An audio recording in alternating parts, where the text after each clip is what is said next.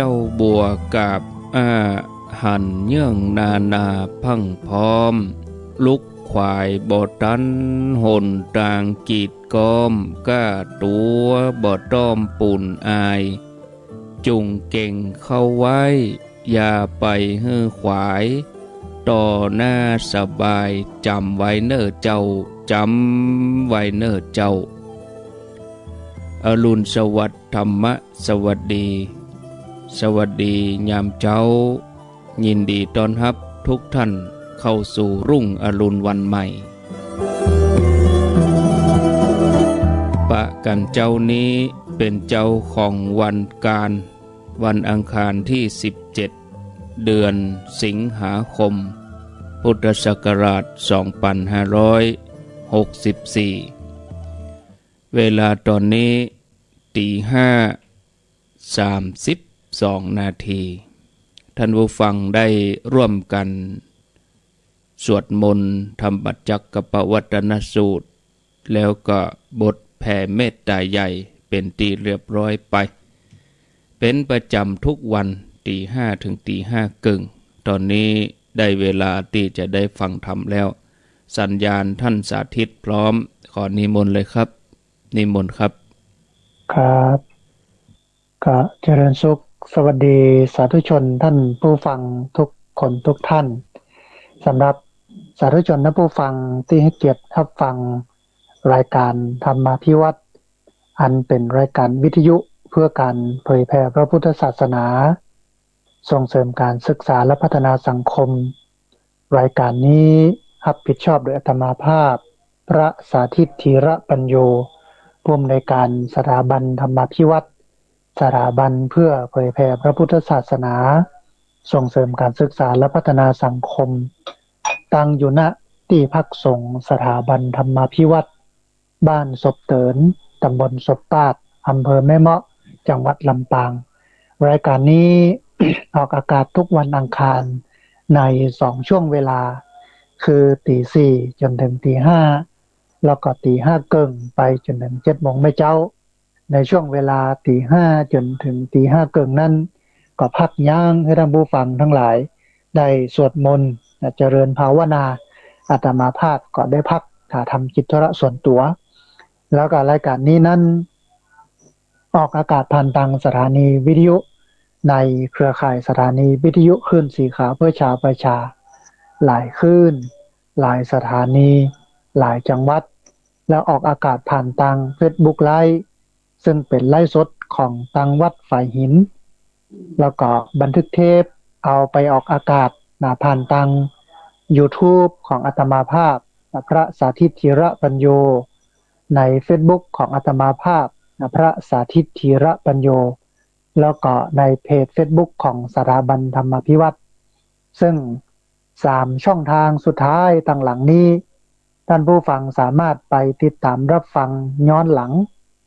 ส่งหรือว่าแชร์copy link เอาไปให้กับบรรดาญาติธรรมทั้งหลายเป็นพี่เป็นน้องเป็นเพื่อนเป็นพ่อเป็นแม่ให้ได้ยินได้ฟังกันตัวท่านผู้ฟังในช่วงนี้เป็นช่วงที่2ของรายการในช่วงแรกนั้นได้เอ่ยกันถึงเรื่องมงคล38ข้อที่11มาตาปิตุอุปัฏฐานังการบำรุงบิดามารดาเพิ่นบอกว่าคนที่หาได้ยากมากฉะไหนเพราะว่าในโลกนี้มีเพียง2คือพ่อแม่เกิดเกล้าเหล่าลูกต้องตอบสนองเพราะคุณได้บุญแรงได้เล่านิทานในตอนท้ายของรายการถึงเรื่องของ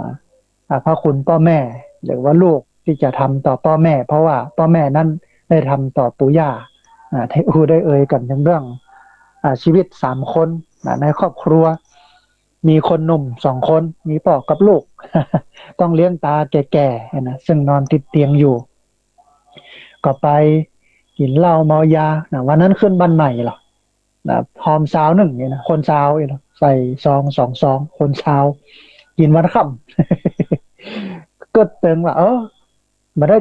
งานเข้าตอนป่อสกรรมเนี่ยป่อแม่แรงแล้วนะกับติ๊กเอาไปให้เข้าตอนป่อนะระหว่างทางที่จะไปให้เข้าตอนป่อเนี่ยเดินตามกันอยู่แล้ว ก็อู้เอ่ยกับลูกว่าเขาน่าจะเอาป่อไปขว้างลงน้ำนะ เอาไปขว้างลงน้ำเราก็จะหมดภาระละกันนี้เขาจะไปกินเต็มที่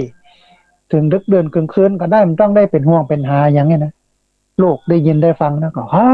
ป่อดีเนาะนี่นะลูกก็เกิดมาจัดเมินน่ะนะ อันดีอันเอาไปเอาตาไปขว้างนะขว้างน้ำนี่เนาะ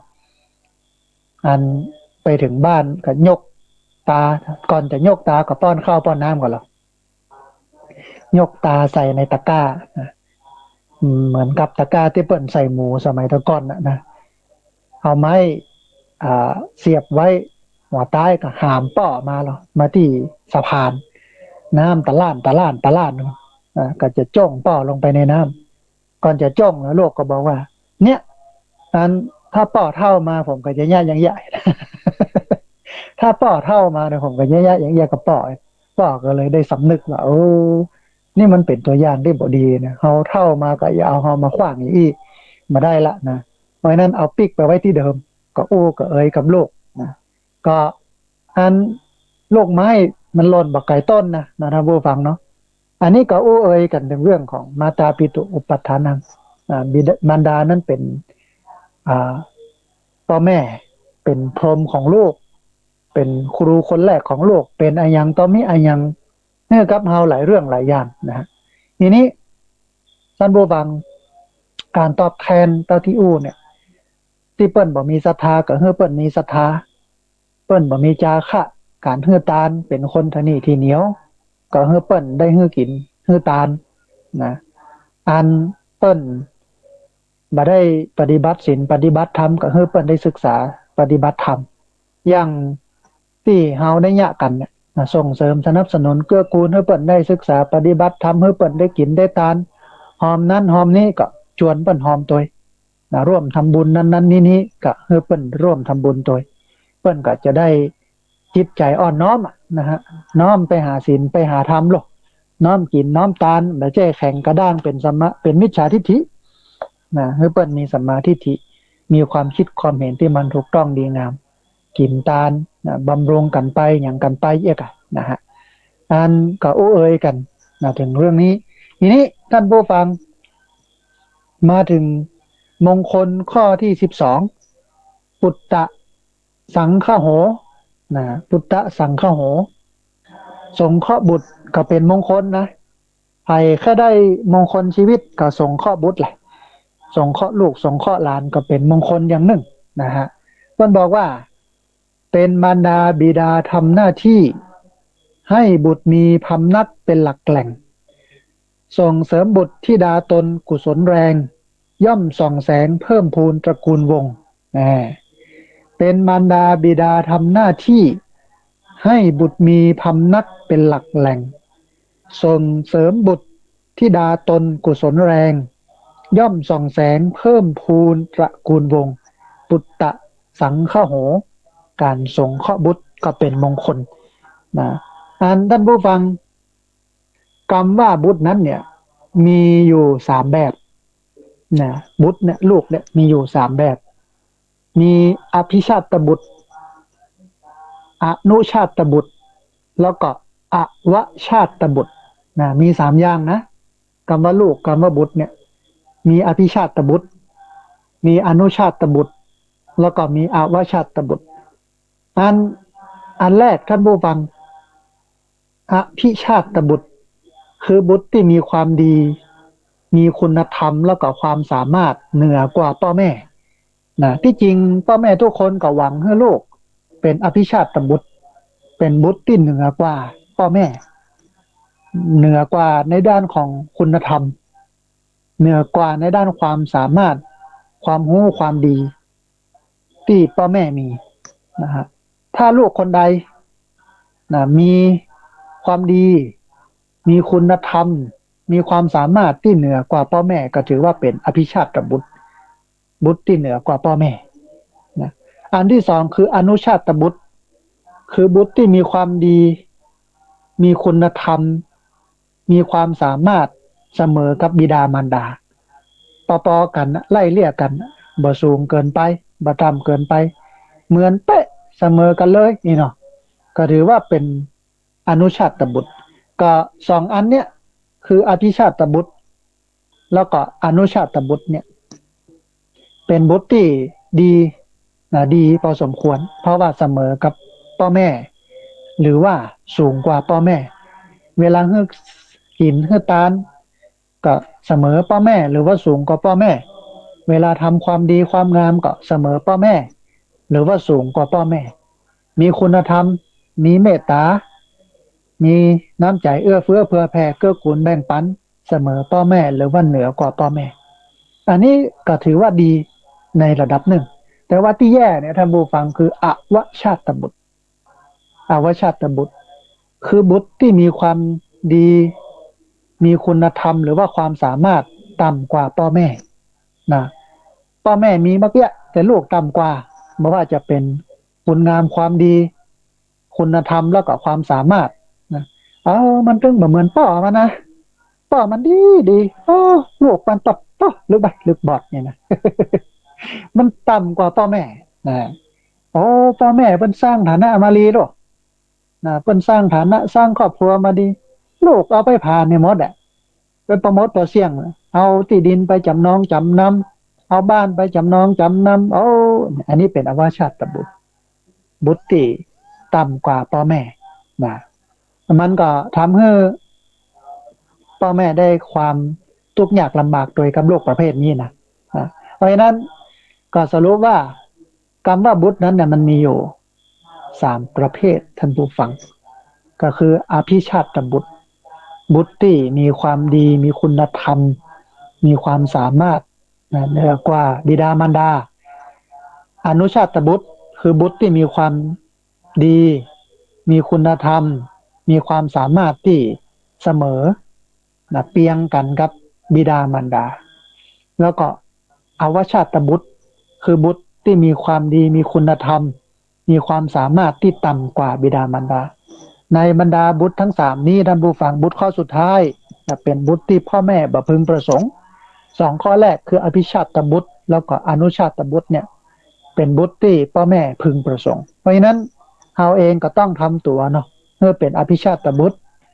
เป็นอนุชาตบุตรบ่ควรที่เป็นอวชาตบุตรบุตรที่ต่ำกว่าพ่อแม่ทีนี้ท่านผู้ฟังการที่เราเป็นพ่อแม่เป็นบุตรนั้นเนี่ยเป็นพ่อแม่ของบุตรนั้นเนี่ยก็มีหน้าที่ที่จะต้องเนี่ยจะต้องฮือกับลูกของเรามีอยู่ประมาณสัก5ประการที่เราจะต้องเนี่ยต้องทำต่อลูกนี่นะท่านผู้ฟัง5ประการอันที่1คือห้ามปรามบ่ฮือทำความชั่วในบรรดาความชั่วทั้งหลายทั้งปวงทั้งหมดทั้งมวลก็ต้องห้ามต้องปรามกันจะไปกินเหล้าก็ห้ามจะไปกินเหล้าจะไปกินเหล้านะจะไปเล่นไพ่เล่นการพนันเล่นไฮโลก็ต้องห้ามจะไปมีกิ๊กมีก๊อกอย่างนั้นข่าวที่ตะเมินนั่นนะลูกบ่าวเป็นตำรวจโลกก็แต่งงานซ้อนสองนะคนแรกก็แต่งแล้วมีลูกแล้วแต่คนหนึ่งก็ไปแต่งงานเนี่ยไม่ใช่มีลูกนะแต่งงานแล้วคนก็ไปแต่งกันคนหนึ่งแม่ก็ไปเบิดกะโหลกนะใส่เขาปี้ยะติงอน จะไปย่าอย่างนั้นนะอันนี้เป็นพ่อแม่ที่ห้ามปรามคือทำความชั่วกินเหล้าเมายากับความชั่วอันนี้เอาอบายมุข6เนี่ยมาเป็นตัวตั้งหรออบายมุข6นี่เป็นตัวตั้งอบายมุขนี่กับเปรียบเสมือนกับผี6ตัวผีตัวที่1ชอบดื่มสุราเป็นอาจินไม่ชอบกินข้าวปลาเป็นอาหารผีตัวที่2ชอบเที่ยวยามวิกาลไม่รักลูกรักบ้านรักเมียตนผีตัวที่3ชอบเที่ยวดูการละเล่นไม่ละเว้นบาขับละครโขนผีตัวที่4คบมิตรชั่วมั่วกับโจรหนีไม่พ้นอาญาตราแผ่นดินผีตัวที่5ชอบเล่นการพนันสารพันถั่วโปไฮโลสิ้นผีตัวที่6เกลียดค้านการทำกินมีทั้งสิ้น6ผีอัปรีเอ่ยเพราะฉะนั้นต้องห้ามปรามบ่ให้ไปยุ่งกับอบายมุขทั้ง6ความชั่วอกุศลกรรมต่างๆก็ต้องห้ามต้องสอนต้องบอกเป็นเรื่องที่ต้องห้ามเลยพ่อแม่ต้องห้ามอันนี้อันแรกเนาะอันที่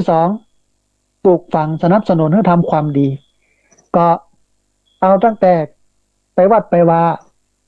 จวนเปิ้นไปวัดโดยนะอย่างไรก็ต้องจวนต้องจักไปมี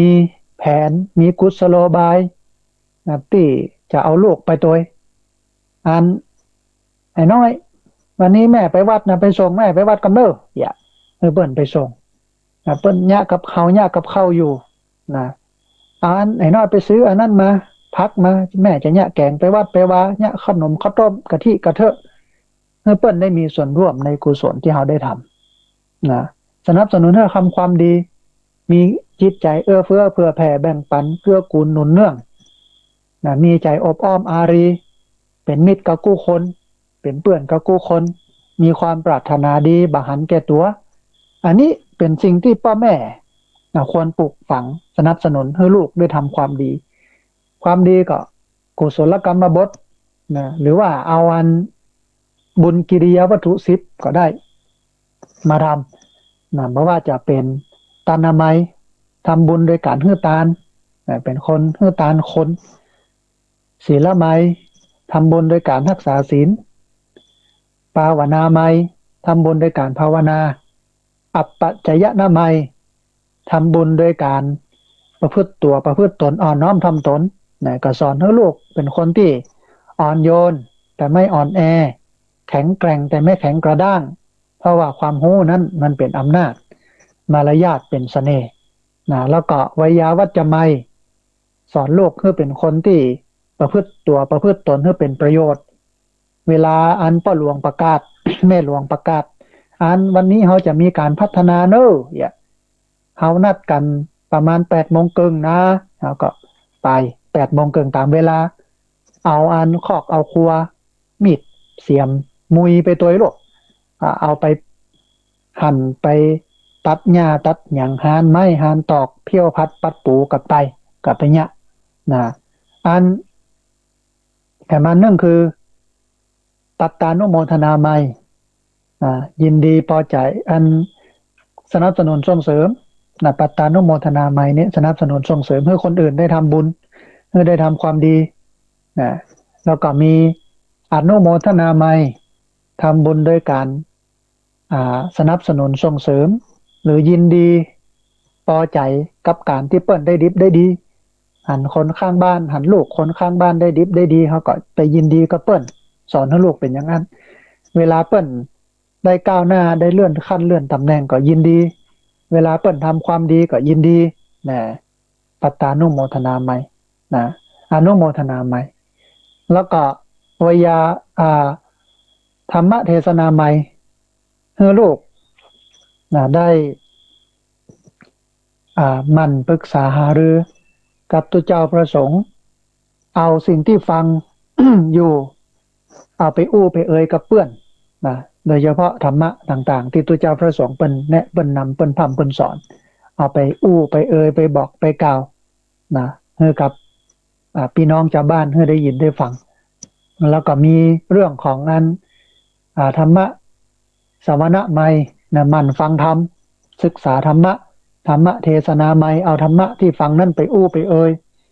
มีทิฏฐุชุกรรมมยนะไมยทำความคิดความเห็นของตัวเก่านั้นให้มันถูกต้องดีงามทำดีได้ดีทำชั่วได้ชั่วบาปมีจริงบุญมีจริงอันคนประเดี๋ยวนี้คนรุ่นใหม่ก็เริ่มเป็นคนที่บ่มีศาสนานักขึ้นเป็นคนที่มานับถือตุเจ้าพระสงฆ์มานับถืออันศาสดาในศาสนาต่างๆนักนะท่านผู้ฟังในบรรดาคนในประเทศไทย70 ล้านคนเนี้ย คนที่มานับถือศาสนาใดๆเลยเนี่ยก็นักพอสมควรซึ่งคนพวกนี้มาจากไหนก็มาจากพุทธศาสนิกชนส่วนหนึ่งนะแล้วเป็นส่วนใหญ่ตัวแล้วก็มาจากศาสนาอื่นๆก็พลอยนักกันไปตัวไม่นับถือศาสนาใดเลยเนี่ยนักขึ้นมันก็ทำให้คนนั้นห่างเหินศีลธรรมบ่เอาศีลบ่เอาธรรมบ่เอาทานบ่เอาบุญอย่างสักอย่างนะล่าตามล่าเนี่ยบุญคุณของพ่อแม่ก็บ่ค่อยมีละมันกลับไปเหมือนยุคสมัยพุทธกาลเหมือนยุคนั้นเพิ่นฮ้องว่าโมเนี่ยมันเป็นโมจารวาสเป็นโมลัทธิจารวาส คือบ่เอาบาปบ่เอาบุญบ่เอาศีลบ่เอาทานพ่อแม่อยู่ด้วยกันนะก็ต้องมีลูกขึ้นมาก็บ่หันว่ามีบุญมีคุณอย่างลูกอย่างเงี้ยคือเป็นอย่างนั้นเพราะนั้นต้องสนับสนุนส่งเสริมให้เปิ้นนะทำในสิ่งที่ดีความดีต่างๆให้เปิ้นได้ทำนะอันที่สามให้เปิ้นได้ศึกษาหาความรู้ท่านผู้ฟังก็ช่วงนี้โรงเรียนปิดนะเรียนออนไลน์พ่อแม่ก็จำเป็น จะต้องหาอุปกรณ์อย่างต่างๆให้ลูกได้ห่ำได้เรียนได้ศึกษาได้เรียนรู้ได้เข้าใจต่างๆให้เปิ้นได้เรียนศึกษาวิชาความรู้ต่างๆไปเรียนพิเศษเพิ่มเติมเสริมกำลังขึ้นมาเสาร์อาทิตย์อย่างก็ให้เปิ้นได้เรียนในแม่เจ้าก็ได้ให้ได้เรียนแม่ตอนก็แอวให้เปิ้นได้ไปสัมผัสกับโลกในยุคก่อนๆเนี่ยอาตมาภาพเป็นละอ่อนมันม่วนนะไปอันสุมาเตอร์ท่านผู้ฟังไปแอวห้วยแอวน้องแอวดอยแอวป่านะเป็นละอ่อนตอนเต้นก็ม่วนตามภาษาชาวบ้านไปเล่นอย่างต่างๆเนี่ยบัดเดี๋ยวนี้ละอ่อนเนี่ยบ่ออกจากบ้านเลยนะนอนเล่นแต่โทรศัพท์บ่ค่อยได้ปะได้พบได้อย่างไผต่างๆหนึ่งทักษะชีวิตมันก็ขาดนะปฏิสัมพันธ์ก็ขาดแล้วความรู้พื้นฐานก็คือความรู้เรื่องบ้านที่เราอยู่เนี่ยหมู่บ้านที่เราอยู่มันก็ขาดหายไปไผเป็นอบตไผเป็นผู้ใหญ่สะพานที่ไหนอย่างใดภูมิศาสตร์ภูมิสถานอย่างน้ำห้วยหนองอยู่ไหนต้นไม้ใดตึกรามบ้านช่องยังก็บ่ค่อยรู้ค่อยหันยังละบ่ค่อยเอาอันนี้นะฮะเพราะนั้นพ่อแม่จะต้องให้ความรู้หมู่นี้ให้ลูกได้ไปเรียนรู้ให้ลูกไปได้ไปศึกษาไปพอไปก่อยนะแต่มันหนึ่งคือให้ได้กู้ครองที่ดีนะใจประสบการณ์ของพ่อแม่เนี่ยให้คำปรึกษาแก่ลูกหน่อยช่วยลูกดูกู้ให้ลูกแต่ว่าบัดเดียวนี้มันบ่ต้องดูต้องพอนะมันเสาะหามาคนเดียว มันเสาะหามาคนเดียวอันนี้แฟนผมเด้ออันนี้แฟนน้องเด้อเนี่ยมันเป็นอย่างนั้นลูกแต่พ่อแม่นี่ก็จะต้องใจประสบการณ์ใจความรู้นะที่พ่อแม่มีอยู่เนี่ยที่ได้รับมาเนี่ยนะในชีวิตเนี่ยเนาะเป็นประสบการณ์ชีวิตได้เรียนมหาวิทยาลัยชีวิตโลกได้จบมหาวิทยาลัยชีวิตก็เอามาสอนโลกว่าคนอย่างนี้นะมันเป็นอย่างนั้นอย่างนี้ถ้าจะคบคนก็คบคนอย่างนี้เด้อโลกนี่นะถ้ามันเอามาให้พ่อเฮากับพ่อเฮากับก้อยพ่อนิสัยใจคอพ่อภูมิหลังพ่อความเป็นมาเป็นไปหัวนอนไปเท้าให้ฮู้เนี่ยฮู้ใต้พ่อก้อยว่าดีบ่ดีอย่างใดก็แนะนำบอกลูกไปอันนี้อันที่สี่เนาะอันที่ห้าท่านผู้ฟังมอบทรัพย์ให้ในโอกาสอันควรการทำพินัยกรรมก็ถือว่าเป็นสิ่งที่มันถูกต้องนะบางคนได้ทำพินัยกรรมตายละไปเหี่ยสมบัติพัสถานอย่างก็ต้องมาเป็นตุกก็คนอยู่ทางหลังมาลู่มาแย่งกันไปปี่เอากานักไปกาน้องเอาน้อยไปกามันเป็นละวุ่นละวายก็ต้องจัดสรรปันส่วนต้องอันตัดหั่นนะอีน้อยเด้อบ้านนี้อันไอ้เก้านะที่ดินหั่นที่นั่นที่นี่ทรัพย์สมบัติเงินทองยังแบ่งกันเป็นสัดเป็นส่วนเป็นเป็นอย่างเนี่ยอันนี้คือการที่เขาเป็นพ่อแม่ของลูกจะต้องต้องฮื้อกับลูกซึ่งก็มีอยู่5อย่างอันแรกก็คือห้ามปรามมาให้ไปทำความชั่วอันที่สองปลูกฝังสนับสนุนให้ลูกนั้นทำความดีอันที่สามให้การศึกษาหาความรู้ให้ลูกได้เรียนรู้บอกว่าจะเป็นประสบการณ์ชีวิตไม่ว่าจะเป็นเรียนรู้ด้วยตนเองเรียนรู้ด้วยคำบอกเล่าคำสั่งสอนก็ให้เพิ่นได้เรียนรู้อันที่สี่เนี่ยก็คือให้ได้กู้ครองที่ดีคอยใจประสบการณ์ของเฮาซึ่งผ่านการมีคู่ครองมาบอกมากล่าวแก่ลูกให้ลูกได้เรียนรู้ประสบการณ์แล้วก็ได้มีองค์ความรู้ในการจะเลือกกู้ครองที่ดีแล้วก็อันที่ห้าเนี่ยมอบทรัพย์ให้ในโอกาสอันสมควร การทำพินัยกรรมก็ถือว่าเป็นสิ่งที่มันดีมันงามมันถูกต้องมันควรทำในนี้ท่านผู้ฟังนะความหวังของพ่อแม่นะว่าอันพ่อแม่นั้นมีความหวังอย่างพ้องกับลูกนี่นะอย่างแรกเลยเนี่ยอันเบิ้นหวังว่าลูกที่เฮาเลี้ยงมาแล้วเนี่ยก็จะเลี้ยงเฮาตอบหวังเลยนะหวังว่าเฮาเลี้ยงลูกแล้วเนี่ยลูกก็เลี้ยงเฮาตอบพอกอยเฮาตอบในยามที่เฮานั้นบ่มีห้ำมีแหงแล้วยามที่เฮาเฒ่าแก่นะเฒ่าชราแก่ชราแล้วเนี่ยลูกจะมาดูมาแลมาพ่อมากอยนะเฮาในยามเมื่อเฮาแก่เฒ่าชราอันนี้เปิ้นหวังนะอันคนบักเก่าเปิ้นว่าไม้เต้าของคนเฒ่าดีกว่าลูกเต้าเนรคุณเวลาเปิ้นว่าอันนะไม้เท้าของคนเฒ่าดีกว่าลูกเต้าเนรคุณก็คือคนที่บักคอบักก้อยมาดูบาแลวันนี้มันเป็นอะไรอย่างบ่ฮู้นะท่านผู้ฟังบ้านเมืองหันข้าวที่ลูกเอาพ่อเอาแม่ไปละไว้วัดก็มีเอาไปละไว้สถานสงเคราะห์นั่นนี่ก็ดีบางคนก็เอาไปไว้ดีๆนะเอาไปเฮือไปพอไปกอยบางคนเอาไปละไปขว้างคือสุมาเตอะหันเปิ้นเป็นเหมือนยังโมยังมายังสิ่งของที่มันเหลือใจมันบ่ได้ใจแล้วเป็นขยะไป